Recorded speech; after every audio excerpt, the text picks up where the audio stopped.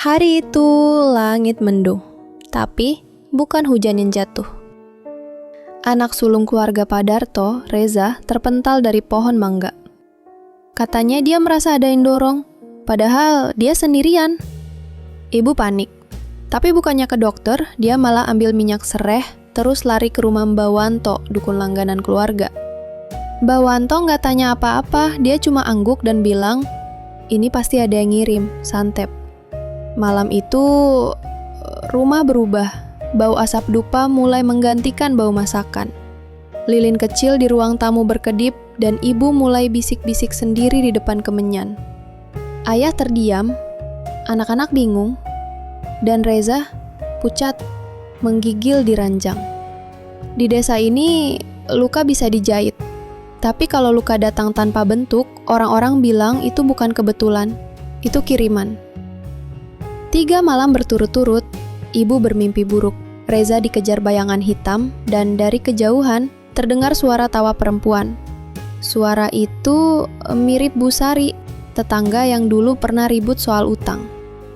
Pagi-pagi ibu langsung ke rumah Mbah Wanto, tapi sebelum cerita dukun itu udah bilang duluan, "Saya tahu Bu, ini kerjaannya Bu Sari."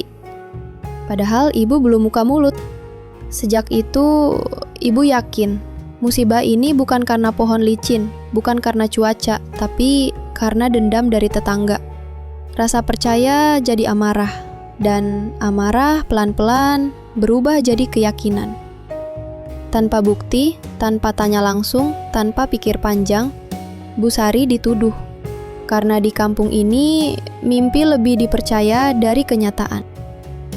Setiap malam, suara aneh mulai datang. Garukan di jendela, ketukan dari langit-langit, piring pecah sendiri. Ibu makin yakin, ini bukan alam biasa, ini kerjaan Bu Sari. Mbah Wanto dipanggil ke rumah, bawa bunga, kendi, dan mantra. Lampu dimatikan, lilin dinyalakan, asap mengepul, wajah ibu pucat. Ritual dilakukan, tapi bukan sembuh yang datang. Alia, adik Reza, mendadak demam tinggi. Matanya kosong, suhu tubuhnya panas seperti terbakar. Dia diserang balik, kata Mbah Wanto. Saya bisa bantu, tapi butuh ritual lebih besar, dan tentunya biaya lebih besar. Ketakutan berubah jadi bisnis, dan bisnis selalu butuh pelanggan yang percaya. Ayah jual sepeda motor, satu-satunya alat kerja. Uangnya diserahkan ke Mbah Wanto demi ritual yang katanya penentu hidup dan mati. Ayam hitam disembelih, garam ditabur, minyak disiram ke tanah, kemenyan dibakar. Ibu membaca doa yang diajarkan dukun. Tangannya gemetar. Tapi setelah semua itu, Alia justru tak bisa bicara. Matanya kosong, mulutnya kaku, tubuhnya dingin seperti batu. Ibu menangis, tapi bukan karena uang hilang. Dia menangis karena yakin, serangan santet makin kuat, dan pelakunya katanya bukan cuma satu.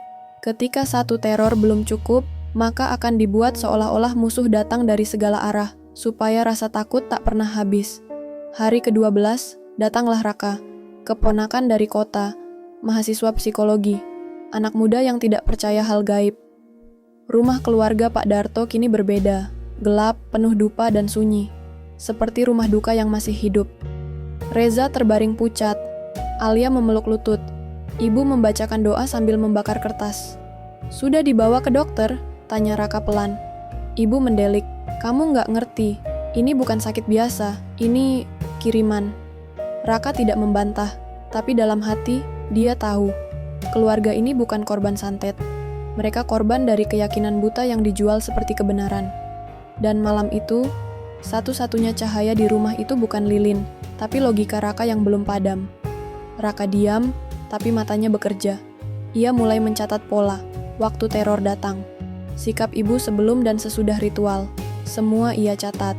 Malamnya, Raka pasang perekam suara di dapur. Kamera kecil ia sembunyikan di sudut ruang tamu. Keesokan pagi, hasilnya jelas. Tak ada makhluk, tak ada suara gaib, hanya tikus lewat, ranting jatuh, dan ember tergeser oleh kucing. Ia tunjukkan ke ibu, tapi ibu marah. "Jangan sok tahu, kamu bukan orang sini." Ketika kebenaran datang terlalu cepat, orang yang sedang ketakutan justru memilih menolaknya. Karena percaya pada ketakutan, terasa lebih nyaman daripada menerima kenyataan bahwa kita mungkin dibohongi. Mbah Wanto menawarkan ritual pamungkas. Kalau ini gagal, saya tak bisa bantu lagi. Ayah menyerahkan uang terakhir. Ibu siapkan sesajen. Lilin, ayam, semua dilakukan sesuai instruksi. Tengah malam, mantra dibacakan. Bau kemenyan memenuhi rumah, tapi mendadak Alia kejang hebat, mulutnya berbusa, matanya putih. Semua panik, bahkan Mbah Wanto ikut gemetar, tak lagi sakti. Raka lari menggendong Alia ke puskesmas. Dokter hanya berkata pelan, ini infeksi serius, terlambat ditangani. Dan di sana, di ruang putih beraroma obat, semua keajaiban palsu yang pernah dipercaya perlahan runtuh. Di depan ruang rawat Alia, ibu duduk diam, mata merah, tangan gemetar. Raka mendekat. Pelan, ia bicara tentang otak yang bisa membentuk rasa sakit dari ketakutan. Tentang bagaimana trauma bisa menjelma jadi kiriman. Kita bukan sedang dilukai orang lain, Bu. Kita sedang melukai diri sendiri, karena percaya terlalu dalam pada hal yang belum terbukti. Ibu tak menjawab, tapi air matanya mengalir, dan untuk pertama kalinya, tidak karena takut, tapi karena mulai sadar bahwa racun yang selama ini menyiksa keluarga mereka diseduh dari keyakinan yang keliru. Raka mendatangi balai desa. Di depan warga dan Mbah Wanto, ia bicara lantang. Kalau benar bisa kirim santet, kirim ke saya. Sekarang, saya tunggu. Warga terdiam. Mbah Wanto tertawa kecil, tapi senyumnya tak utuh. Tangannya dingin. Ia tak berani menyentuh. Seminggu berlalu, 2 minggu. Raka tetap sehat, bahkan makin segar. Tak ada gangguan, tak ada mimpi buruk. Dan warga mulai bisik-bisik, mulai bertanya dalam hati, mungkin selama ini, mereka semua hanya takut pada bayangan yang dibuat sendiri. Dan Mbah Wanto perlahan mulai ditinggalkan. Raka menyelinap ke belakang rumah Mbah Wanto. Dan yang ia temukan bukan benda-benda gaib. Boneka kain dengan nama-nama warga, darah palsu dari sirup, mantra yang dicetak dari internet, ayam biasa dicat hitam. Semua ini, panggung, properti, settingan. Raka tertawa kecil lalu berkata, ini bukan dukun, ini penjual ketakutan. Dan sejak hari itu, bau kemenyan tak lagi sakral. Karena di balik asapnya, ternyata hanya ada tipu daya yang dijual dengan harga sangat mahal. Raka pulang membawa semua bukti, boneka, garam, minyak gosok, mantra dari Google. Ibu memandangi satu persatu, tangannya gemetar, bibirnya tak sanggup bicara. Ia duduk, diameter lalu menangis. Bukan karena Reza, bukan karena Alia, tapi karena dirinya sendiri. Ia telah percaya buta, menuduh tanpa bukti, mengorbankan anak sendiri untuk memuaskan keyakinan palsu. Dan di malam itu, yang terbakar bukan kemenyan, tapi rasa percaya yang hancur dalam sunyi. Raka ajak ibu menemui Bu Sari. Wanita itu membuka pintu dengan senyum lelah, tak ada marah, tak ada tanya. Ibu langsung menangis, lututnya lemas. Bu Sari memeluknya erat. Saya nggak pernah nyantet siapa-siapa, Bu, bahkan saya nggak tahu caranya. Yang saya tahu, cuma doa. Saya doakan ibu cepat sadar. Dan kali ini, tangisan ibu bukan karena takut, tapi karena maaf, bisa terasa lebih hangat dari mantra manapun. Raka buka laptop, ia tunjukkan ke warga, Mbah Wanto bukan sendirian, ia ikut grup pelatihan dukun online, punya akun belanja sesajen, bahkan punya paket promo.